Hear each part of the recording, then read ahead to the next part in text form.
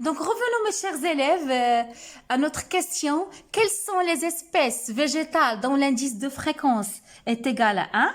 Là, j'ai traité avec vous tout à l'heure les espèces végétales dont l'indice de fréquence est égal à 3. On va les nommer.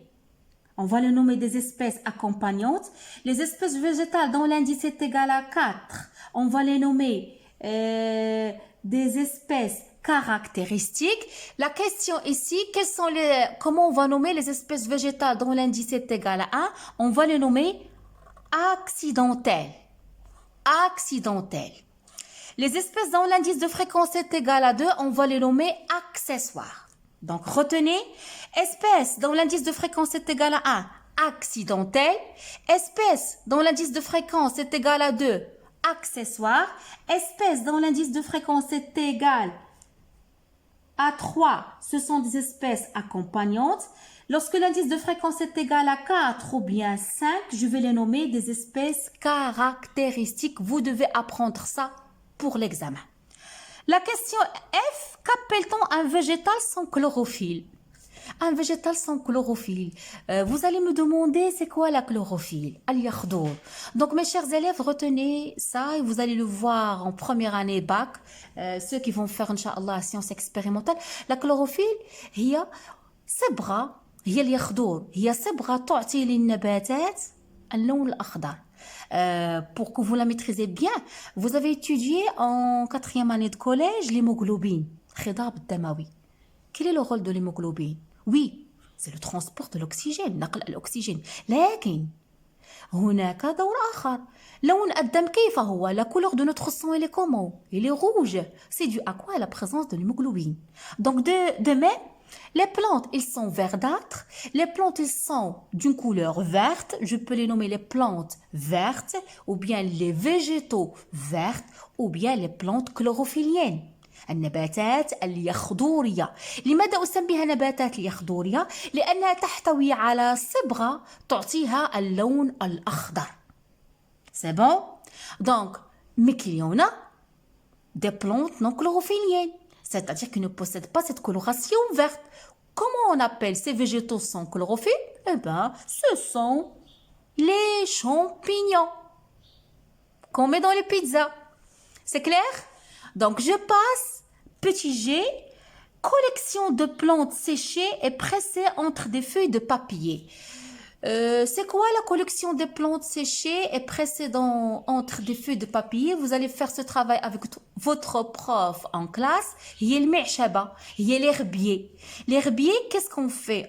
Lorsqu'on ramène de notre sortie écologique des échantillons de plantes, on les met dans un papier journal, on les presse entre deux papiers pour qu'ils se sèchent, puis on va, une fois qu'ils deviennent sèches complètement, ils perdent totalement l'eau, leur humidité, on va les coller sur des feuilles en écrivant leur nom, latin. Je vais vous montrer ça, en écrivant la date ou bien le lieu de la réalisation de la sortie. Et tout ça, ça va être réuni pour donner ce que j'appelle un herbier. Meshaba. Je passe à petite h, représentation graphique d'une série statistique en colonne. C'est quoi? C'est l'histogramme. On a vu ça. Ça, c'est quoi?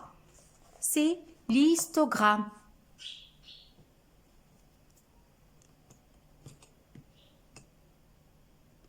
C'est bon?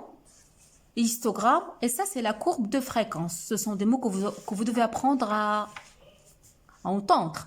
Donc, si on réunit les mots qu'on a obtenus, première case, biocénose, fréquence, flore, accidentelle, accessoires, champignons, herbier, histogramme. Donc, notre mot, c'est l'écologie. Mes chers élèves, mais qu'est-ce que c'est l'écologie? Quelle est la définition qu'on a donnée au mot écologie? Ça, vous le devez avoir dans la tête. Éco, ou écos. Logie, logos, c'est la science de l'environnement, c'est la science de maison, c'est la science de l'habitat, c'est la science qui étudie les êtres vivants dans leur milieu naturel, dans le but d'étudier les relations entre les êtres vivants entre eux et les êtres vivants entre leur milieu environnant. J'espère que ces choses qu'on vient de faire seront claires pour vous. On va passer à l'exercice 3. Là, mes chers élèves, l'exercice 3 qu'on va traiter la stratification verticale, comme on a déjà vu dans la forêt. On a vu que les végétaux sont répartis selon leur taille, selon leur hauteur, qui sont distribués d'une manière verticale, ce que je nomme la stratification verticale, ou bien la répartition verticale. Et vous avez vu que cette répartition verticale des végétaux, cette stratification d'une forêt, elle est divisée en 5 strates. Vous devez les apprendre, ces 5 strates. Strate arborescente, tabaqa shajariya, strate arbustive, tabaqa shujayriya, strate herbacée, tabaqa al-ushbiya, strate mucinale, tabaqa al-ashanat, ou strate souterraine, tabaqa al-tahardiya. Vous devez apprendre, mes chers élèves, les caractéristiques de chaque strate et savoir certains exemples. Par exemple, je commence par, si je vous donne par exemple, le chai-liège. Al-ballout al-fillini, il appartient à quelle strate? Le chai-liège, ce sont des arbres qui ont un tronc ligneux, qui ont une tige solide et dure, et dans la hauteur, ça peut dépasser 5 mètres. Donc, le chai-liège, les sapins, le pin, ce sont des végétaux qui appartiennent à la strate arborescente. Donc là, le chai-liège, c'est la strate arborescente à tabaqa ash-shujayriya. Un autre exemple qui appartient à la strate arborescente, le poirier, shajarat al-ijjas. Je peux citer l'oranger, je peux citer le pommier, c'est une strate arborescente. Passons à notre type de strate, c'est l'asphodèle. L'asphodèle, mes chers élèves, ça appartient à la strate herbacée. Ça appartient à la strate herbacée. Donc voilà, asphodèle, c'est la strate herbacée. Je peux rajouter aussi pour la strate herbacée, c'est quoi la strate herbacée? Ce sont des petits végétaux qui ont une tige molle, c'est-à-dire saqrakhwa yeshulu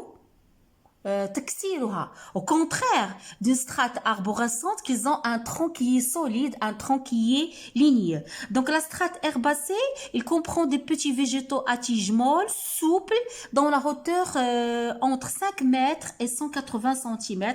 Je peux vous donner un autre exemple, la fleur du tulipe. Vous connaissez la fleur du tulipe.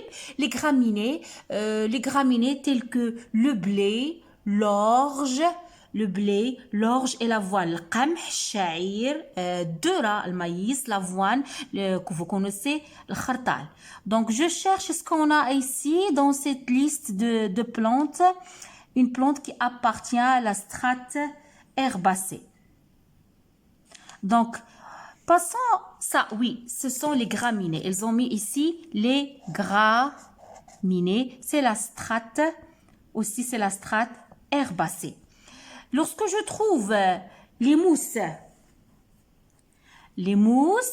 lorsque je trouve les lichens, lorsque je trouve les champignons, donc les champignons, les lichens, les mousses, il appartient à quelle strate? Il appartient à la strate mucinale. Donc strate mucinale, qu'est-ce que je trouvais dans la strate mucinale? Je peux trouver, regardez avec moi, je peux trouver les mousses, c'est la strate mucinale. Je peux trouver aussi les champignons.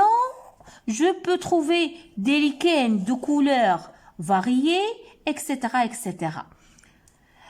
Passons à la strate souterraine. الطبقة التحأرضية. الطبقة التحأرضية, ce sont des végétaux, ce sont des structures végétales souterraines. يعني تكون تحت الأرض, à savoir le bulbe d'oignon, à savoir les rhizomes, à savoir tubercule de la pomme de terre.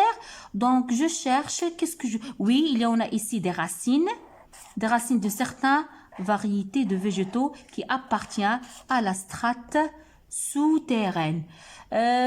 Oui, il y a ici tubercule, c'est la strate souterraine. J'ai oublié de faire aussi concernant la strate arborescente, la strate arborescente, l'eucalyptus, شجرة l'eucalyptus, il appartient aussi à la strate arborescente. Donc, vous devez, s'il vous plaît, apprendre